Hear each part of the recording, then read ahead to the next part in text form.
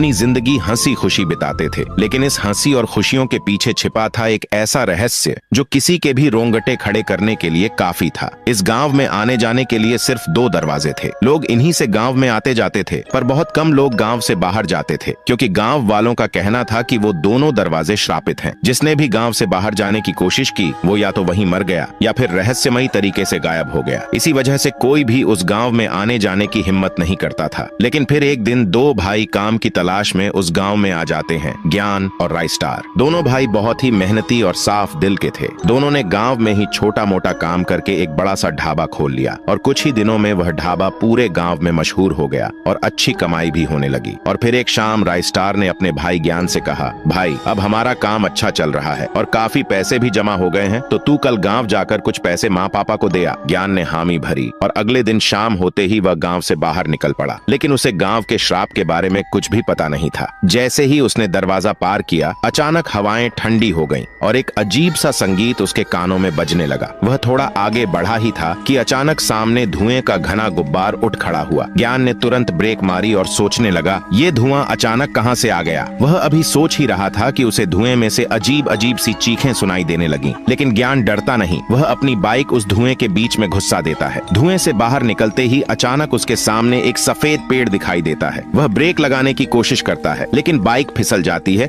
और पेड़ से जा टकराती है। एक जोरदार धमाका होता है और उसी धमाके में ज्ञान की मौत हो जाती है। अगले दिन जैसे ही राइस्टार अपनी दुकान खोलने के लिए घर से बाहर आता है, वह देखता है कि पूरे गांव में अजीब सी अफरा-तफरी मची हुई है। वह तुरंत एक आदमी को रोकता है और पूछता है, भाई ये क्या हो रहा है और गांव में ये अजीब सी हलचल कैसी है। वह आदमी कांपती आवाज में बोलता है, क्या बताऊं राय भाई, लगता है फिर कल किसी ने गांव के बाहर जाने की कोशिश की है। उसी की लाश गांव के बाहर पड़ी है और उसी की वजह से ये हलचल पूरे गांव में मची हुई है। ये सब सुनकर राइस्टार के पैरों तले जमीन खिसक जाती है। वह सोचने लगता है, कल मेरा भाई गांव के बाहर गया था, कहीं ये वही तो नहीं। वह तुरंत गांव के बाहर की ओर दौड़ पड़ता है और जैसे ही वहां पहुंचकर देखता है तो भीड़ पहले से ही जमा होती है। वह पास जाकर देखता है, वहां किसी और की नहीं बल्कि उसके भाई ज्ञान की लाश होती है। राइस्टार वहीं घुटनों के बल गिर पड़ता है और फूट फूट कर रोने लगता है और चिल्लाते हुए कहता है, कैसे लोग हो तुम, मेरा भाई यहाँ मरा पड़ा है और तुम सब चुपचाप खड़े होकर तमाशा देख रहे हो। लेकिन किसी ने कोई जवाब नहीं दिया। और फिर अगले दिन शाम होते ही राइस्टार अपने भाई का अंतिम संस्कार करते हुए फूट फूट कर रोता है। रोते रोते वह मिट्टी पकड़कर कहता है, भाई मैं तेरी मौत के इस रहस्य का पता जरूर लगाऊंगा, चाहे इसके लिए मुझे अपनी जान ही क्यों न देनी पड़े। और फिर अगले दिन शाम होते ही राइस्टार एक पेड़ के पीछे छिपकर उस श्रापित दरवाजे पर नजर रखने लगता है। जैसे ही रात गहराने लगती है, उस दरवाजे से अजीब अजीब सी आवाजें आने लगती हैं। तभी एक आदमी उसी रास्ते से दूसरे गांव अपने घर जा रहा होता है और जैसे ही वह उस दरवाजे को पार करता है, तभी वही